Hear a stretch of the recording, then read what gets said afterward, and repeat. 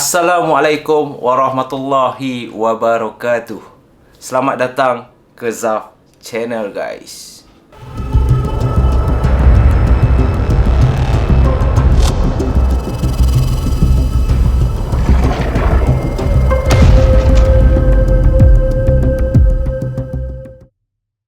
Balik kampung, ho ho ho, balik kampung. Alamak, dah mood raya kan? Kita dah 2 minggu terakhir puasa ni. Kita dah nak raya, guys. So, apa khabar korang semua? Geng-geng puaka. Selamat datang ke malam puaka, aku ucapkan. Dan macam mana puasa korang setakat ni? Yang mana laki, aku harap korang penuh. Melainkan korang adalah sakit macam aku hari tu, cirit beret apa semua kan, yang tak boleh dielakkan. Tetapi kalau tak ada reason, tolonglah puasa penuh. Kita dah nak raya dah ni, guys. So nanti raya nanti barulah kita menyambut kemenangan kan. Bukannya sebulan tak puasa tiba-tiba raya. Huha. Tak kena, guys. So dah malam puaka kali ni. Sebab apa Zaf pakai macam Ustaz Abid Liu. Sebab pemakaian aku ni, satunya sebab bulan puasa lah. Lagi satu, kalau korang tengok tajuk pun, misteri lelaki berjubah putih. Pengalaman yang dikirimkan oleh Lily yang terkena sewaktu beliau bekerja di area Johor Bahru. Dia menetap dekat Kuala Lumpur, tetapi office dia hantar untuk buka site projek baru dekat area Pasir Gudang. Dan dekat situlah pengalaman yang misteri dan juga menarik yang berlaku kepada Lily ni. Jadi antara korang semua yang mana dah tak sabar, aku nak ucapkan terima kasih lagi sekali sebab masih lagi hadir ke Zaf Channel. Dan yang mana belum tekan button subscribe, tekanlah button subscribe, guys. Semoga korang dimurahkan rezeki. Amin. So tak nak lagi masa, let's go, guys. Kita teruskan dalam malam puaka.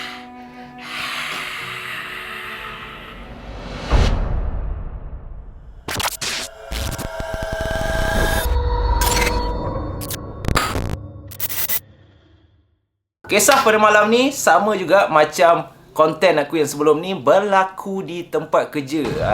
So antara korang semua yang mana bekerja, aku rasa majoriti bekerja lah kan. Jangan balik lambat.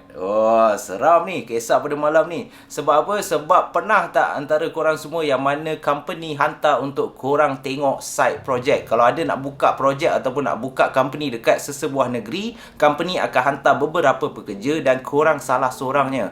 Dan itulah yang berlaku kepada Lily. Lily ni bekerja di area Kuala Lumpur. Office dia pun dekat area Kuala Lumpur. Tetapi apabila diorang nak buka site projek di Pasir Gudang pada tahun 2011, pada masa tu, Lily merupakan salah seorang pekerja yang ditugaskan untuk pergi ke area Pasir Gudang tu dan handle site projek ni.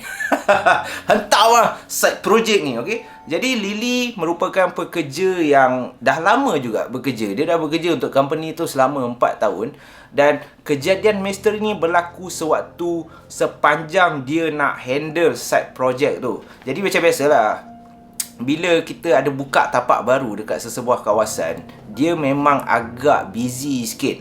Lagi-lagi pula time tu peak hour. Peak hour tu maksud dia kerja memang banyak gila nak kena handle. Jadi pekerja-pekerja yang ditugaskan ataupun yang menetap di Pasir Gudang tu, usually diorang akan stay bekerja sehingga lewat malam, 11, 12 malam baru dibenarkan balik. Sebab apa? Sebab time tu jelah kau buka projek baru ataupun site projek baru dekat area Pasir Gudang kan. So banyaklah kerja nak kena settle kan. Lagi-lagi tapak baru, kawasan baru, dengan maybe yalah daripada KL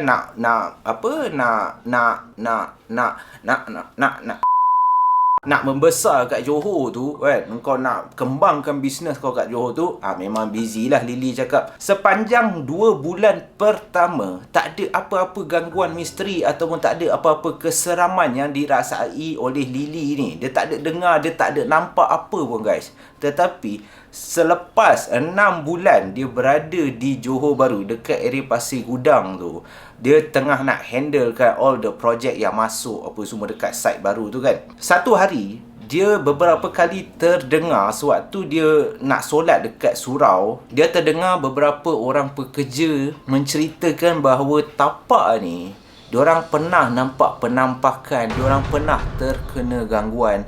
Dan diceritakan ada salah seorang kawan baik Lily sendiri yang bernama Linda. Okey, Linda ni dia cakap ada satu malam tu dia tengah nak buat kerja dekat dalam office dia. Dia tengah nak buat kerja dan time tu dia rasa mata dia dah agak berat-berat sebab yalah dah beberapa hari kerja banyak apa semua. Jadi dia dah penat. So dia cakap yang dia terlelap sekejap. Okey, dia terlelap dalam office dia sekejap. Dia cakap tak lama pun, dalam 5 ke 10 minit macam tu je. Tapi apabila time dia lelap tu, Linda ni cakap dia rasa ada orang seolah-olah tengah urut belakang dia. Okey, tengah urut belakang dia. Linda ni cakap sewaktu dia tengah ngantuk tu, bila ada orang urut, first yang diingat adalah kawan baik dia, Lily ni, ataupun kawan rapat dia, Lily ni. Jadi Linda ni cerita kat Lily, aku ingat kau yang datang urut aku. Maybe kau masuk office aku, kau nampak aku penat, kau pun nak urut aku. So Linda ni cakap dia pun biarkan. Dan sambil mata dia ditutup, dia ada berborak. Dia mengeluh dia, sebab dia ingat Lily kan. Jadi dia mengeluh. Dia cakap yang macam, "Oi Lily, sedap. Weh, penat doh. Berapa lama doh kita nak kerja macam ni. Aduh, hai. Aku rasa, kalau boleh balik KL balik, kita balik KL balik lah weh." Sambil mata dia tutup, dia komplain lah dekat Lily ni. Tetapi guys, yang seramnya Linda cakap, yang buat dia terkejut, apabila jari tu ataupun tangan yang diingatkan Lily yang tengah mengurut dekat belakang ni, makin lama makin hampir dekat leher dia. Linda ni rasa apabila jari tu makin hampir kat leher dia rasa sakit. Sebab apa? Sebab dia cakap umpama kuku yang dia ingat Lily ni panjang gila, menyocok-nyocok leher dia ni. So apabila dia macam tu, dia macam, Lily, apa kau buat ni? Dan apabila dia buka mata, dia pusing ke belakang sebab dia ingat Lily, dia tak nampak sesiapa pun guys. Dan Linda cakap time tu dia siap bangun untuk tengok di sekitar bilik office dia tu. Dan dia beberapa kali jugalah sebut, "Lily, weh, tak kelakar weh. Kawasan office tu rupanya tak ada orang pun." Dan apabila Linda cakap time tu, bila aku cuak gila, aku keluar dan aku pergi dekat office korang, barulah aku nampak rupanya engkau dengan Saleh, dengan apa nama lagi seorang, Ahmad, rupanya dekat lagi satu blok company yang agak jauh daripada office si Linda ni terkena gangguan ni. So apabila cerita macam tu, barulah si Lily ni dia teringat balik macam, patutlah time tu kau cuak gila muka kau pucat apa semua. Cumanya Linda cakap time tu aku tak nak lah bagi tahu korang sebab aku tak nak menakut-nakutkan korang. Itulah yang beberapa kali ataupun beberapa aduan yang didengar oleh si Lily ni sewaktu dia solat ke antara member-member berborak apa semua kan. Tetapi dia tak pernah terkena. So apabila tak pernah terkena, si Lily ni dia tak adalah rasa takut. Macam korang semua, apabila tak pernah terkena, pandai cakap tu. Kita kena baca, jangan takut, kita hanya takut kepada Allah. Kita apabila jumpa pontianak depan mata kan, bila dia macam tu, baca ayat kursi dengan relaxnya. Contoh pontianak ada depan mata, yang mana korang yang tak pernah jumpa ni, korang ingat apa? Jumpa pontianak depan mata, Bismillahirrahmanirrahim. Wah, ingat boleh macam tu ke? Tak adanya. Silat-silat tu yang jadi macam yang apa cerita aku sebelum ni. Alif Bata. Memang gelabah punya. Tetapi kejadian yang dialami oleh si Lily ni, ni aku nak bagi tahu korang apa sebenarnya yang berlaku kepada Lily dan siapakah lelaki misteri berjubah putih, guys.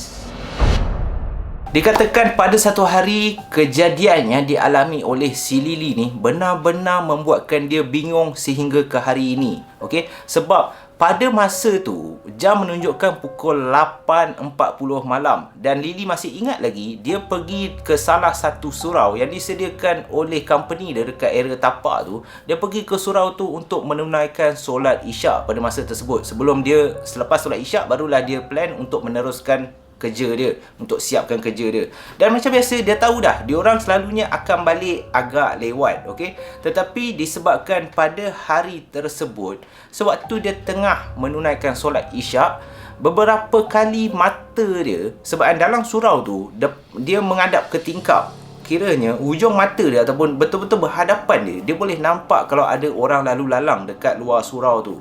So sewaktu dia tengah menunaikan solat Isyak, beberapa kali dia nampak ada seorang lelaki berjubah putih beberapa kali lalu lalang di depan area surau tu. Lily cakap pada masa tu pun, sewaktu dia menunaikan solat Isyak tu, dia kusyuk tak kusyuk je sebab hati dia dah mula berdebar-debar. Sebab sebelum ni dia tak pernah nampak pun ada lelaki berjubah putih ataupun berpakaian putih lalu lalang depan surau. Apabila dah settle solat Isyak apa semua, dia doa cepat-cepat dan dia terus tak lengah masa daripada surau tu. Sepatutnya dia nak balik ke office dia, tetapi dia pergi ke document controller room ataupun DC room, di mana di situlah Linda dan juga Saleh dan beberapa kawan si Lily ni bekerja, sebab dia orang dekat salah satu department yang sama. So Lily ni daripada sepatutnya nak balik ke office dia, dia pergi berlari terus ke DC room ni. Dan apabila sampai di DC room ni, orang pertama yang dia pergi adalah dia jumpa Linda.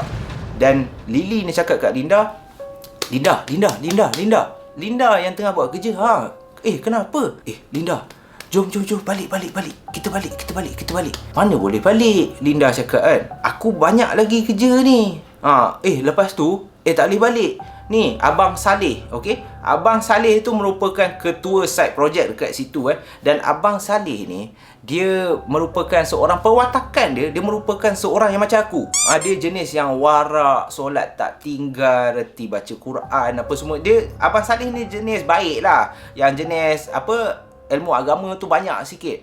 So si Linda ni cakap, malam ni kita tak boleh balik cepat. Sebab apa? Sebab bos dah Abang Saleh dia dah panggil ni budak-budak untuk pagar area ni. Lepas tu apabila Lily dengar macam tu, dia cakap, pagar apa ni? Siapa?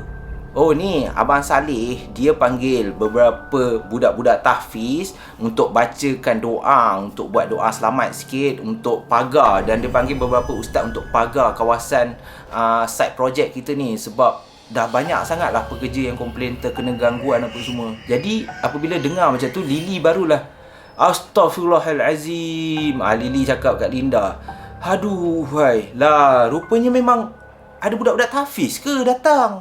Linda kata, kenapa? Linda pelik lah, kenapa? Kan? Takkan kau tak tahu? Tak adalah. Yang aku ajak kau balik tu bukan apa. Ya Allah, aku tengah solat Isyak tadi, aku nampak lah ada 2-3 kali laki baju putih aku bajak hantu. So apabila macam tu, Linda pun tergelak. Lily pun tergelak kat situ macam apalah kau ni, bodoh betul lah. Macam tu lah, gelak-gelak apa semua. So Lily ni kembali tenang balik. Lily ni macam okey lah.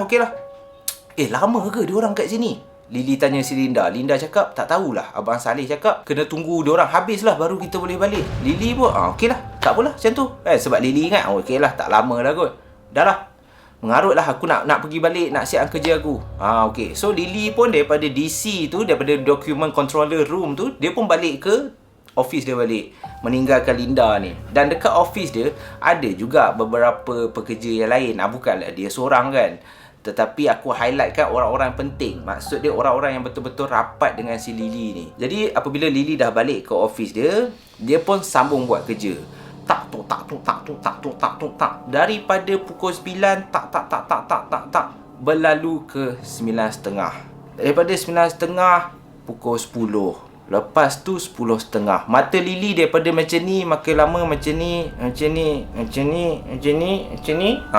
Dah berat. Dia dah berat. Lily dah berat gila kan.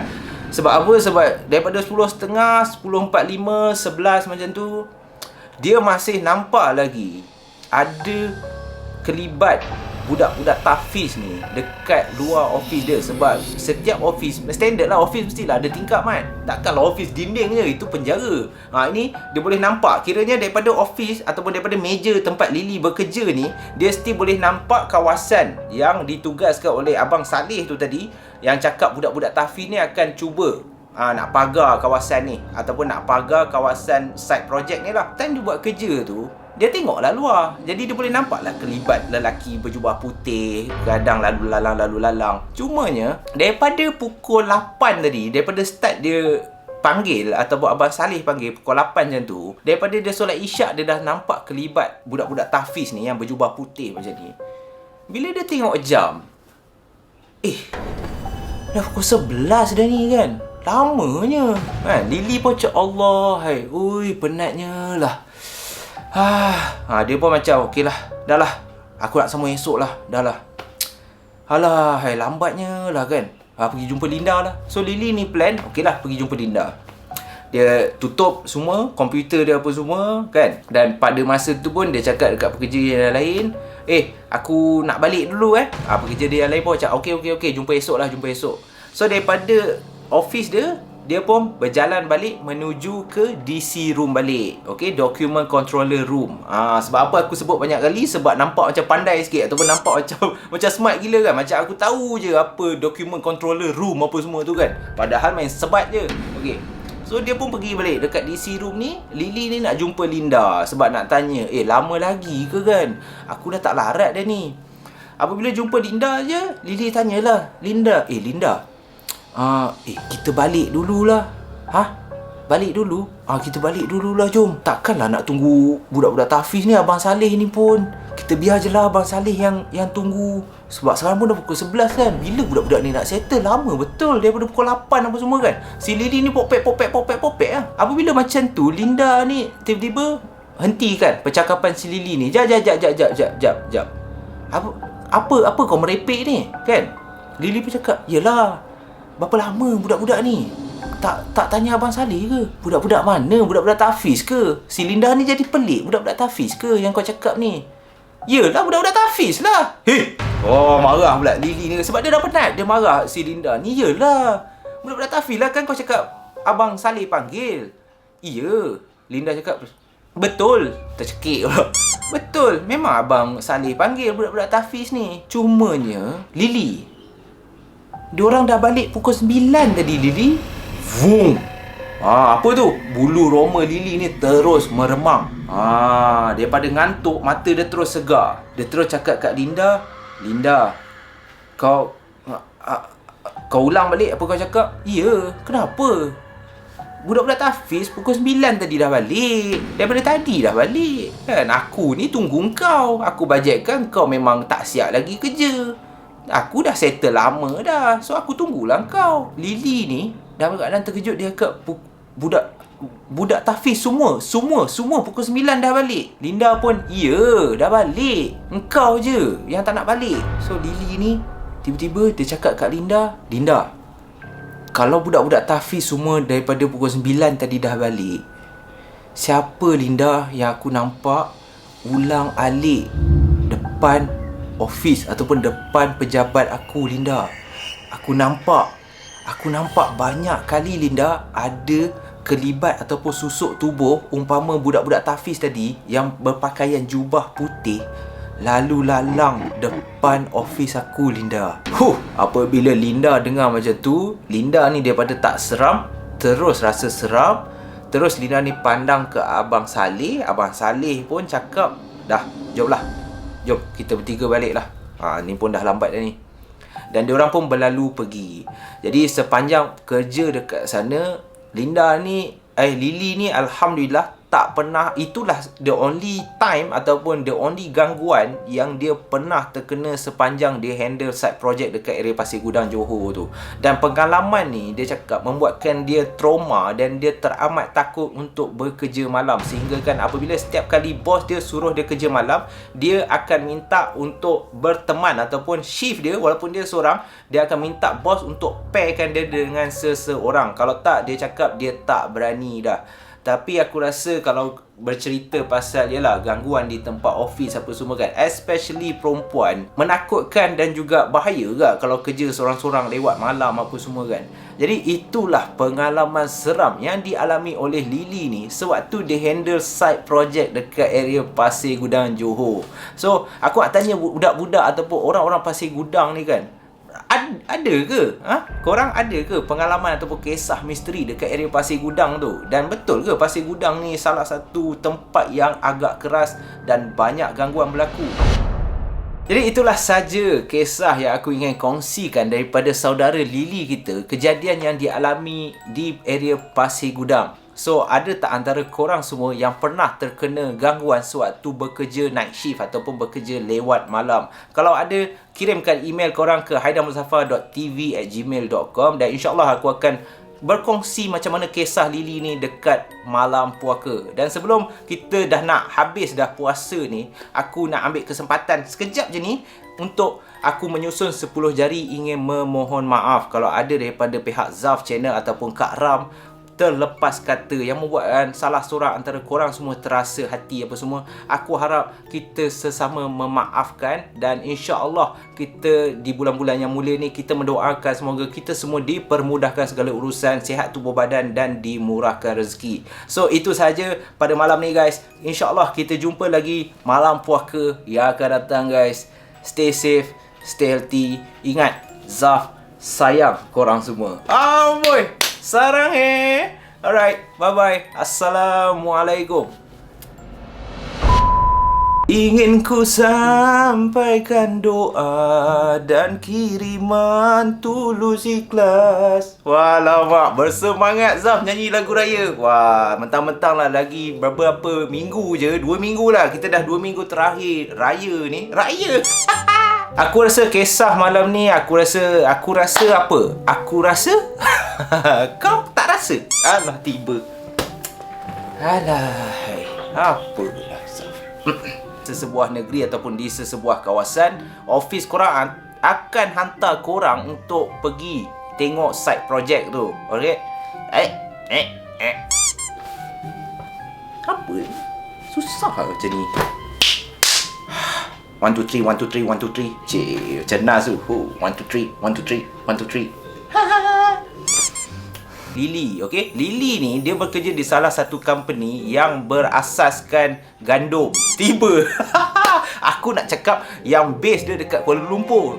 Sebab dah tersasul aku straight je kan. Tak adalah, tak ada. Susah lah guys, sabar je. Johor Bahru dekat area Pasir Gudang pun burung lah. Lily jadi burung ke Mat? Tiba Mat. Lily merupakan salah seorang pekerja yang ditugaskan oleh company serak pula bosa. Aku nak nangis lah, susah lah.